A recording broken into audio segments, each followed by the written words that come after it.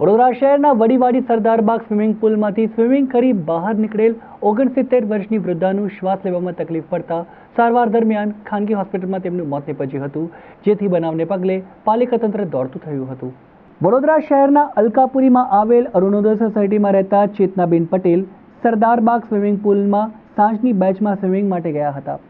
નિત્યક્રમ મુજબ 6 થી 7ની બેચમાં સ્વિમિંગ બાદ તેઓ બહાર નીકળ્યા હતા, ત્યારે તરત જ તેમને શ્વાસ લેવામાં તકલીફ પડી હતી।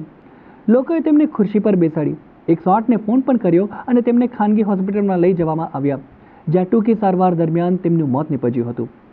હોસ્પિટલ મુજબ કાર્ડિયક એરેસ્ટને પગલે તેમનું નિધન થયું હતું। તેમના મૃતદેહને કોલ્ડ રૂમમાં મૂકવામાં આવ્યો હતો। આ બનાવને પગલે પાલિકા તંત્ર દોડતું થયું હતું।